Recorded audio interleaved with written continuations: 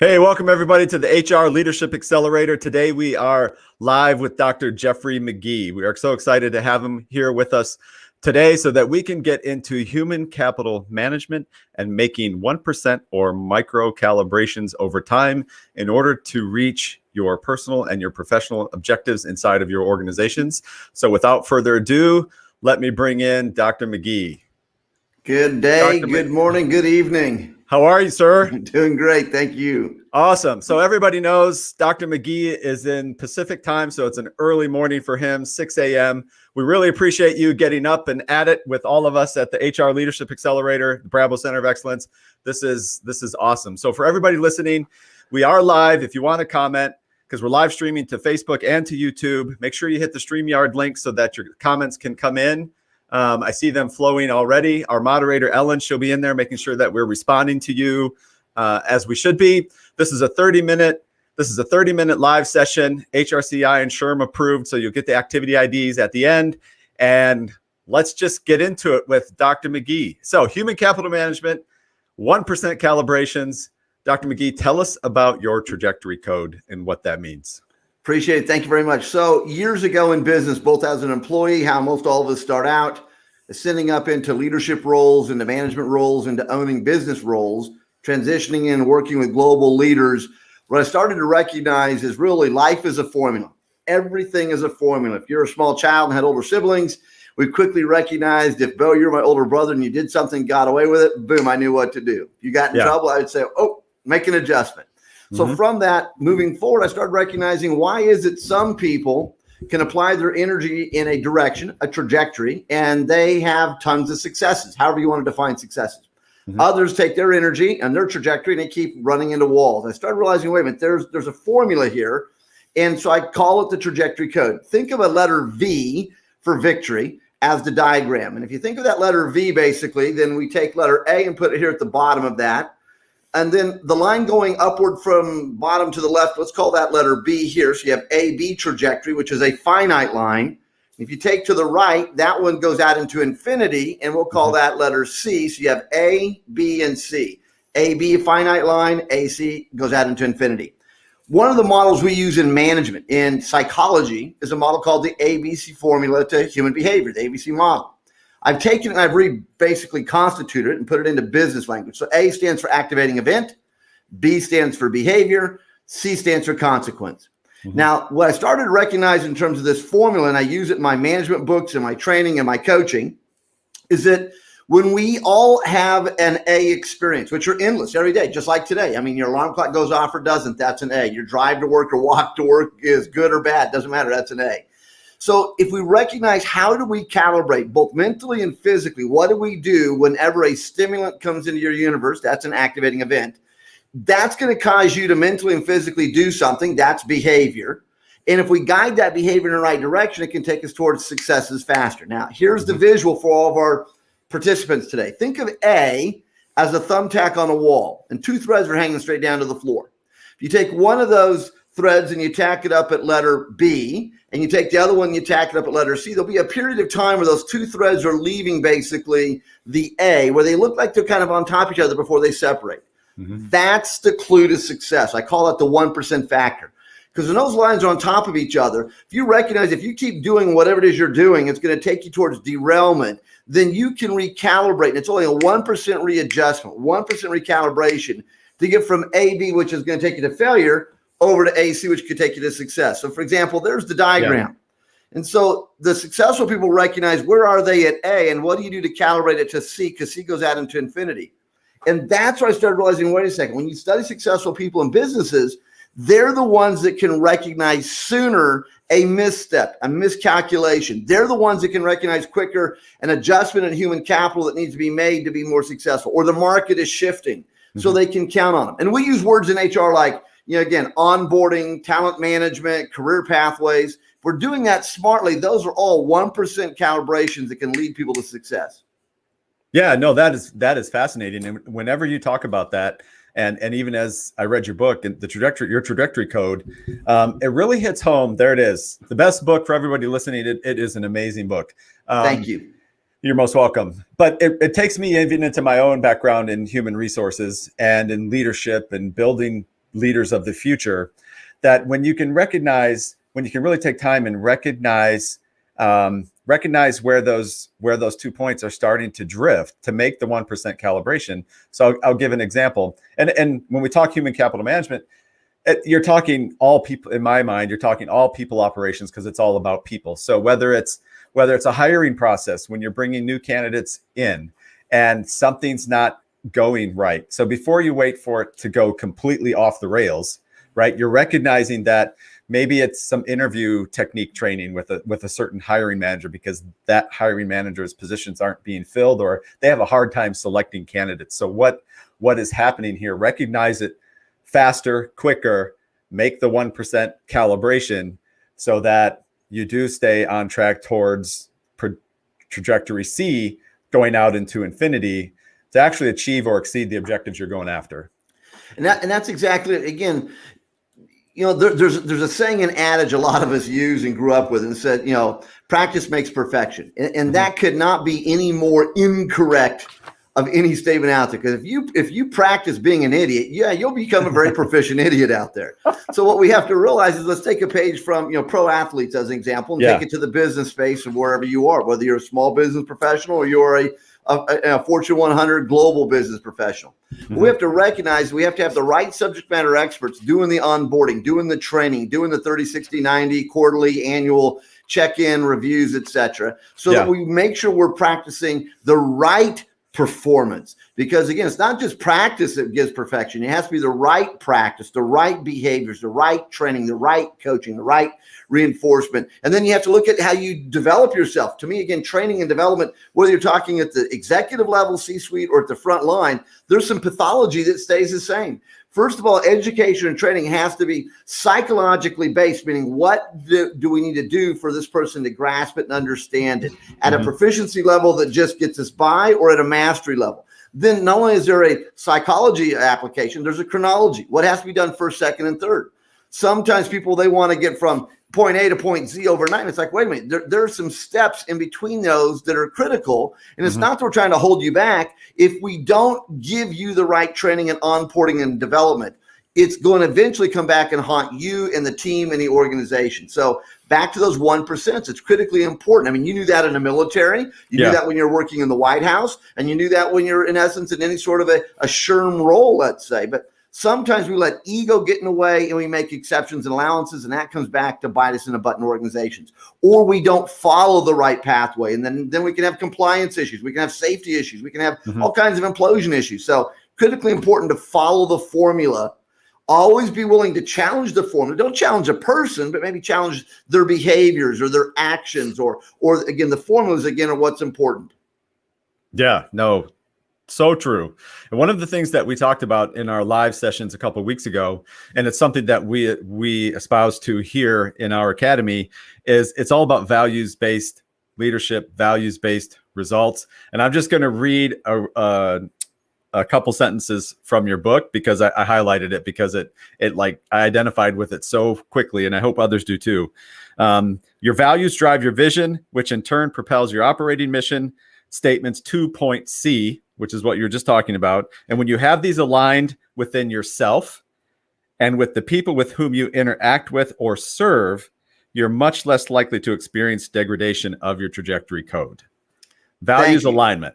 Yeah. That is a powerful statement. And so the challenge we get into today, especially, the several objectives of what you're doing and what we're doing here today. So whenever someone puts on kind of that human capital development management, society of HR management hat, whether that's your actual job in an organization when you're in that role. So that's the conversation I want to have right now. Because again, if we change the context, I might adjust some of my comments. So it's important for our viewers to understand context. But in the context of this conversation, we've got to recognize the values are the core element that drives. So you're right. If I can look at how I interview more effectively to really uncover what's Bo's core values, and I'm going to have a better understanding of how you think, what behaviors you're going to engage in, how you're going to be disciplined or not disciplined, dedicated, how you can take ownership, et cetera, et cetera. So values are that compass and GPS. In an organization, we've got to be smart. So for example, diversity and inclusion are the buzzwords of today as we're recording this program.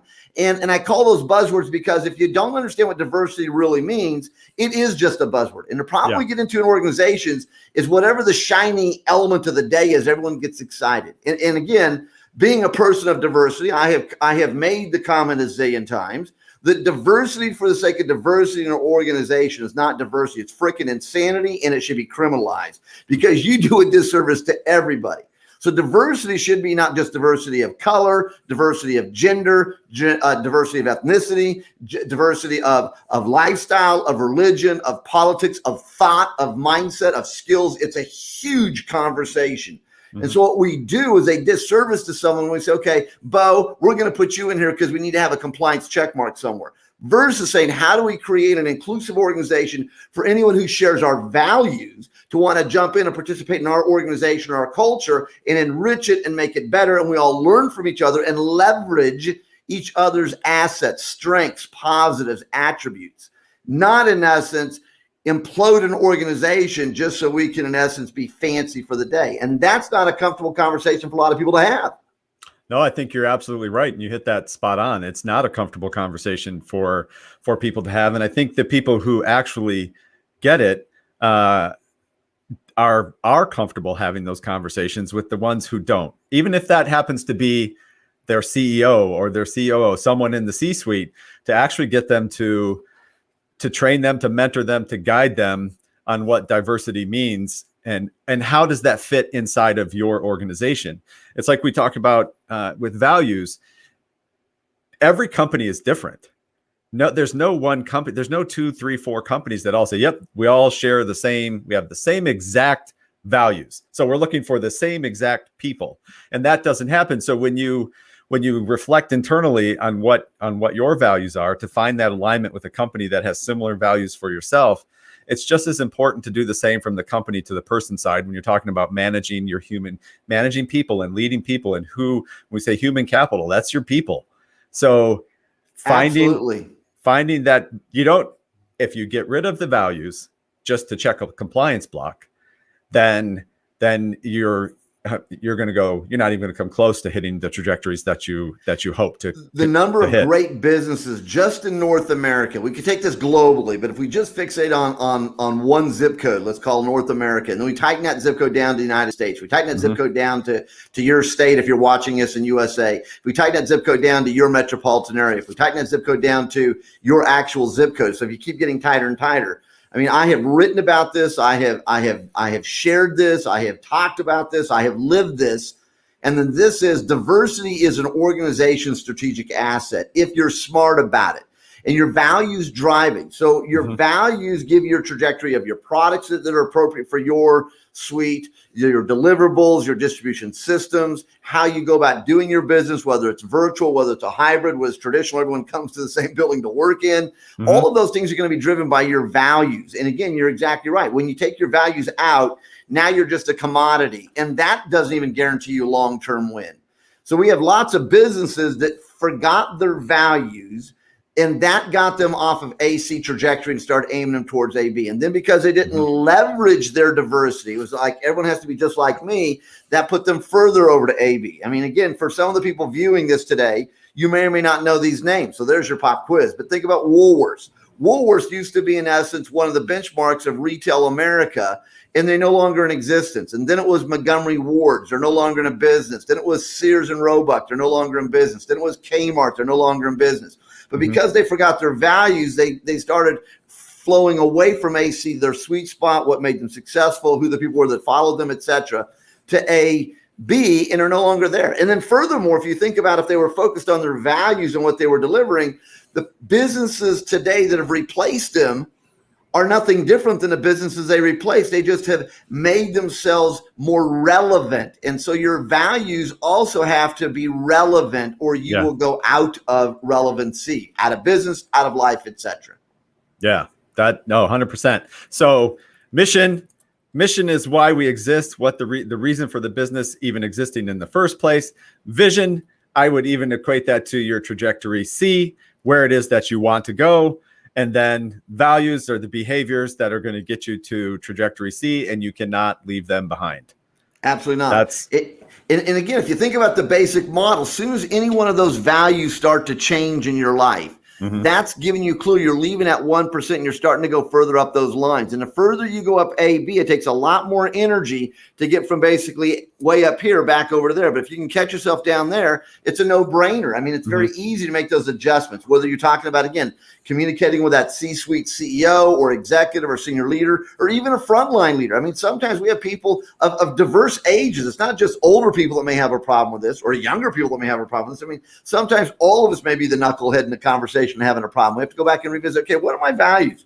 Are my values outdated? I don't know. That's a question. Are my values really in alignment with my true belief systems? I don't know. That's a question. And sometimes successful leadership is not really about having the answer. It's about having the ability to ask the right questions at the right time of the right subject matter experts. That's the other problem. Is that sometimes, and you saw it, working in the White House, phenomenal people you got to be around, but sometimes we have people that they are in their own little bubble, and this happens in businesses. Let's leave the White House, your past life, and go to any business in America. Sometimes that frontline leader, that executive, surrounds himself with people that only see things the same way they are. So they're not being diverse, and they're not including other thoughts and ideas in the conversation. So they're not being inclusive. So there's another way of using those two words. Those words are not just about ethnicity. So again, diversity of thought, diversity of ideas doesn't mean you have to necessarily agree with any one of them, but it gives us a chance to at least put them on the table and consider them, challenge ourselves. Again, successful people are always challenging their belief systems. It doesn't mean you abandon them,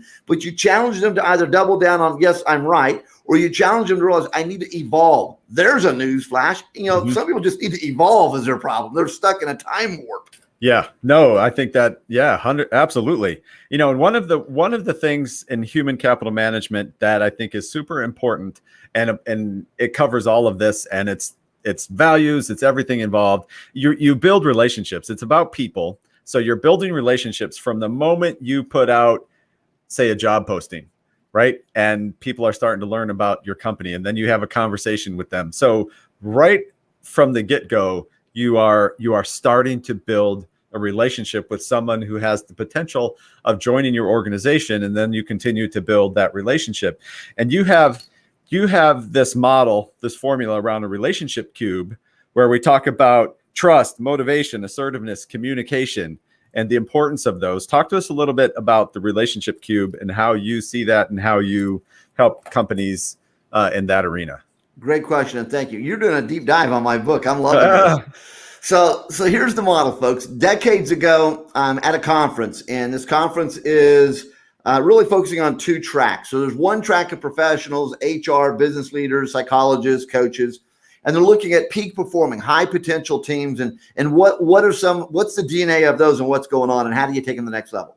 And then on the other track, other side of the conference building, is basically teams that are not at peak performance, teams that are imploding, teams that are in chaos. And about halfway through the conference, first thing I recognized is I was like the youngster in the room. Everyone's 30 years older than I am. So I said, okay, be more of a sponge and listen. But about halfway through the conference, I'm recognizing the conversations on success and the conversation on failure were really starting to sound the same in my head. So that popped up this concept. Okay, what's this relationship cube look like of successful teams? Because maybe that same model where you have a team that's not a peak performance, or they're just not quite getting there, or there's massive dysfunctionality, maybe they're not following the same, here's the word again, formula. So if you think of a cube, everyone, and you label that diagram with the word relationship cube, there's four sides. When I recognize the top of this relationship is the word trust. So you could write down trust on a piece of paper and put a line under it. Then one of the vertical sides doesn't matter, so I'll go to the right side. Let's label that one with basically assertiveness. So you can take assertiveness and put that on a sheet of paper, put a line under that. The other vertical side, let's label that one motivation. Same thing, put that on a sheet of paper, motivation, line under it. And the bottom, the baseline of successful, healthy relationships is the word communication. Put that on a fourth page.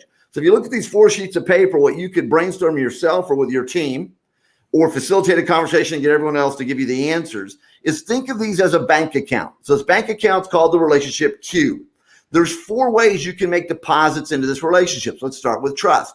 So what I do with an organization, I say, okay, Bo, for you and I to trust one another, what are some of the KPIs under the word trust we'd write down? What are some of your markers? What are some of the deposits into this relationship I want to forge with you? Therefore, if I do these things, whatever they are, you would tend to trust me. And therefore, in reverse, if I didn't do these things, you might start to question me or not trust me.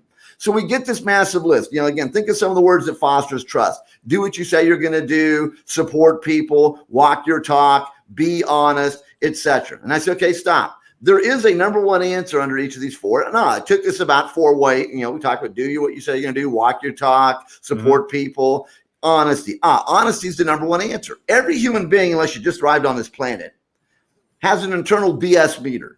And then if you have any brain cells, you can tell when BS walks in the room. Well, if I am sensing Bo is not being truthful with me, then I'm going to say he's not very honest. So I'm going to probably have a problem with trust. So what are those deposits? And think about when there's a withdrawal. So then we go to assertiveness. Same thing with assertiveness. Do I empower you? Do I give you freedom? Do I let you take ownership? Assertiveness. Am I fair with you? So again, let's say, Bo, you have 2 children. One's a son, one's a daughter. So everyone listen, don't anyone freak out, but this is a reality example. So what's interesting, you have a son and daughter in lots of households in America. Let's say your son and daughter are only a couple of years apart, but the daughter is a little bit younger. So the daughter, you might say, no, you can't do that, honey. But then she's going to go, wait, well, my older brother just got a chance to do it. Why not? See, now you've walked right into a conundrum. You're being, in essence, biased and didn't even really realize it. That's a simple example of what I see still happens today. But now we could flip that model. Let's say, in essence, you have a son and a daughter. And with your daughter, you are gender blind. Hey, you can do anything. You could be a scientist, a rocket engineer. You could be the president, et cetera, et cetera. Then, in essence, you're not doing anything that's going to be a withdrawal from assertiveness. You're doing something that's a deposit into assertiveness. So simple little things like that. Why isn't the executive team gets to go to this nice posh hotel for a training program, but mid-management has to go down the hallway to a training room? See, we're doing something to impede or derail the word of assertiveness. Or you know what, you're only 32 years of age. You're on the trajectory to be the CFO, but you're really a little bit too young. Whoa, you walked right into that one. What do you mean? The CFO we have right now is 57, so 20 years older, 30 years older than me. But what makes that age really important? See, you have to be conscious of what are the withdrawals or deposits. Third one's motivation. So we spend a lot of time in HR and in business. How do I motivate, incentivize 401ks, give you a free vehicle, give you a company wardrobe, et cetera, party room, free snacks. But what really motivates?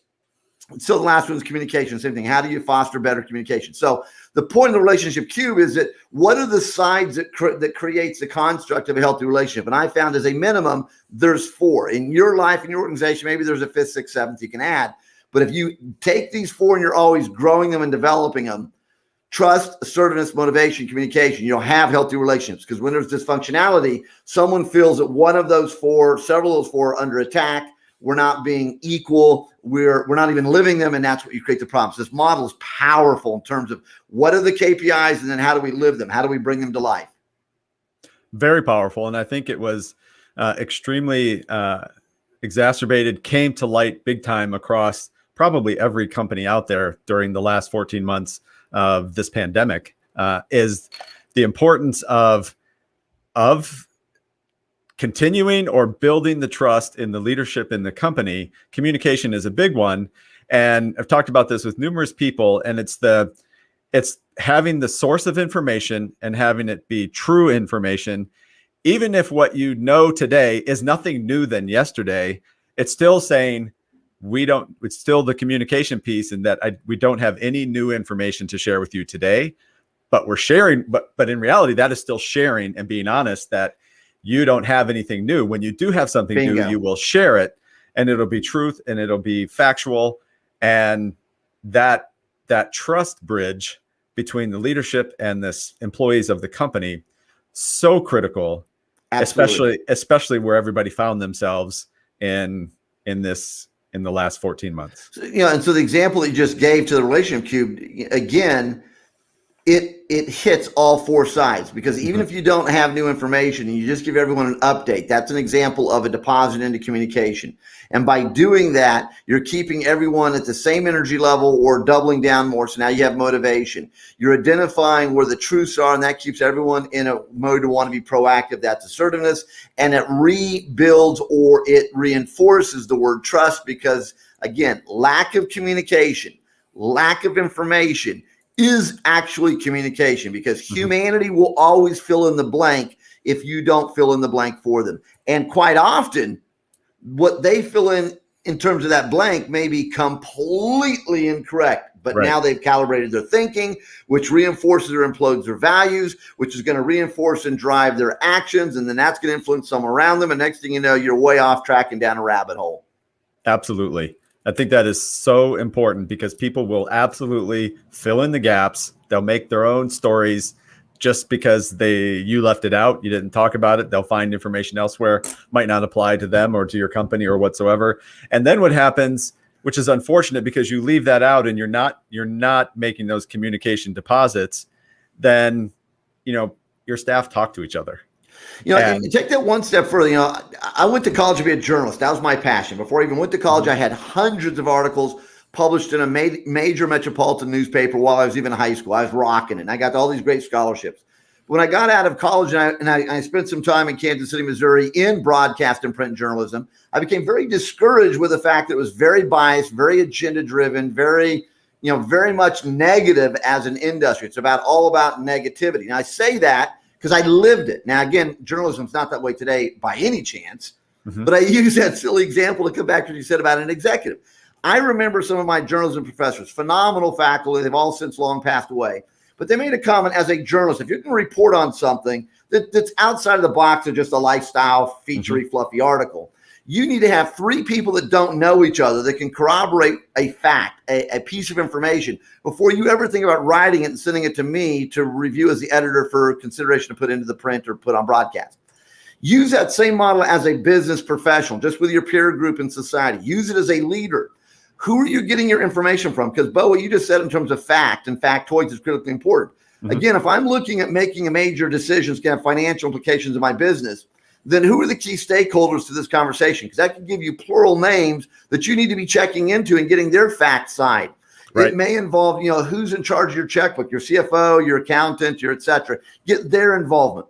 What's the decision going to be? Is it a human capital decision? Is it a capital improvement decision? Is it deal with whatever? Get those people. So to be an effective leader, if you think of the who owns the topic, and if you think about the whose agenda is this, you're always going to have more than one or two sources you need to be talking to get information. And if we did that, we would make much more intelligent decisions that would be AC focused and not just making a decision for the right now, which unfortunately is where a lot of people live, is right now. And we don't recognize the decisions we make now. What are their intermediate time and long-term time implications to those decisions? So we've got to look at the fact and realize, am I getting a fact, which could be a fact, but it's prejudiced. It's leaning in one direction because of the agenda of the need, the department, the team, the consumer, the constituent, et cetera. Yeah. Wow. That's deep, but it's so critical and so important to take those things under consideration. Absolutely. And one of the things I love, since you brought up DEI and the I being inclusive, right, is under assertiveness, you have this thing called allowing opinions. So what is allowing opinions? That's giving people the opportunity to provide their thought, provide their ideas, to give their leadership an idea of what they're thinking about. And when you do that, what are you doing? You're being inclusive. You're saying, hey, Jeff, hey, John, hey, Alicia, I want all of you in this conversation, right? And let's talk about it, right? That's in a simple model to guide that conversation is, and again, go back to high school English. Again, one of the problems we have is that we don't follow formulas. The American K-12 system is brilliant if we actually would freaking execute it. The reason we're number 36 out of 38 industrialized nations for being stupid, there's only two other nations dumber than us, it's because we don't follow the model. I mean, you should not be allowed to go to junior high school if you have not mastered elementary school. You shouldn't be allowed to go to high school if you haven't mastered junior high school. You shouldn't be allowed into a college if you haven't mastered K-12. So I use that model to come back to this invitation to opinion, is that we all were taught, if you paid attention in K-12, that when you write an article, write a report, write a story, write anything, you followed the 5W and 1H formula. I mean, lawyers use this, psychologists use this. We use it in management, leadership training, and HR. Who, what, when, where, why, and how. If you want to stimulate better conversations and invite everyone's brain to the table, then yeah, Bo, I want you to tell me what your opinion is, and I'm not going to fight it, but be prepared that when you tell me what your opinion is. That's only one of those 6 letters of who, what, when, where, why, and how. I'm going to say, okay, help me to understand why you say that. Help me to understand how that's going to impact the who. Who are the, I mean, so if you run those 6 questions on people you invite to these opinion conversations, what it does, it helps to grow your perspective. It gives you a way to challenge your perspective, but now you're inviting everyone of diversity into the conversation.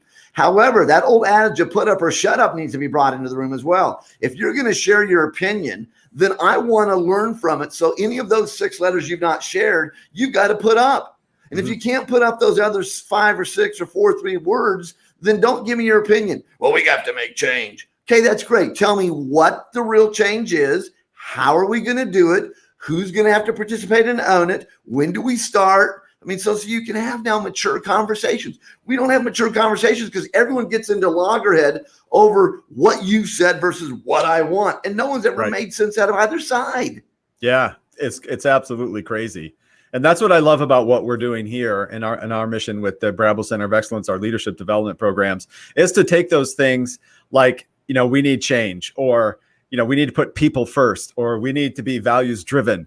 That's fantastic, but we got to get into the root and answer those other 5 areas and give it all, so that the people who engage with us, the people who are learning from us, can take it back to their organizations and actually know how to do and how to start implementing the change that they need to bring forth, or even propose, right? Absolutely. How do they go talk to their CEO and have this conversation? How do they build the relationship with the CEO? It's not enough to say, you need to have a relationship with your C-suite.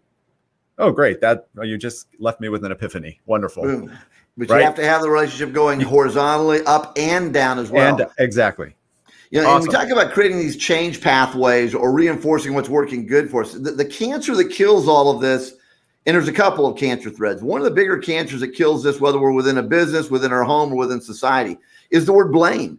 I mean, we sometimes maybe need to walk into the boardroom or the training room or the classroom and just write blame on a whiteboard, put a big X to it and say, there will be 0 conversation today on blame, because blame is a rear view mirror conversation. It's going backwards. So if anyone has prepared a great soundbite on blame, guess what? Don't even open your mouth and exhale. This conversation is okay. Maybe there's a challenge and a problem, but if we engage in blame, you never fix the problem. All you do is you address something and create the next problem.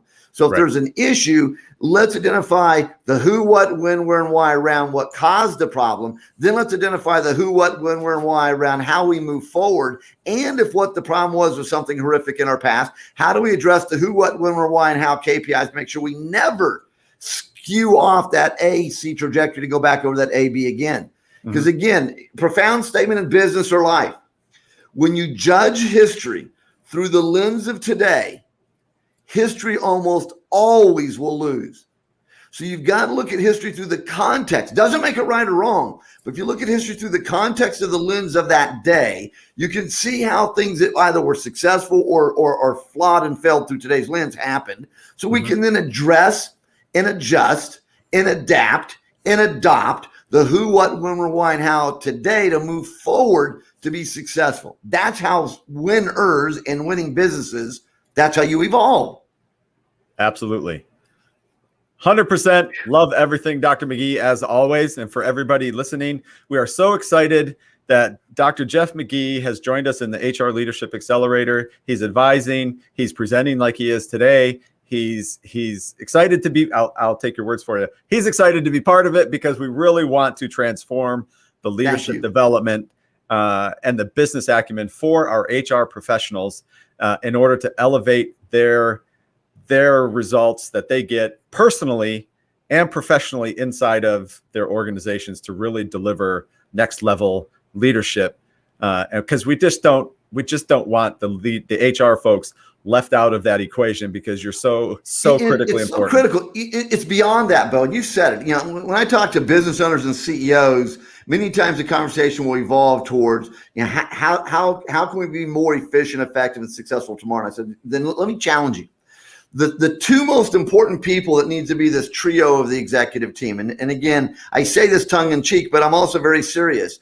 If, Bo, you're the CEO, the 2 most important people you actually need closest to you today is not your chief information officer. It's not your chief operating officer. It's not your chief legal counsel. It's not, in essence, chief sales and marketing officer. Those are all obviously critical. What I advocate going forward, two most important people need to be in your inner circle is your chief financial officer and your chief human resource officer, or your chief human capital officer, because that's really all the business comes down to today. Whatever building or whatever product or whatever, et cetera, you have or can get, any of your competition can have and get as well. The difference in business today is your human capital, because who's on your team is not on theirs and vice versa.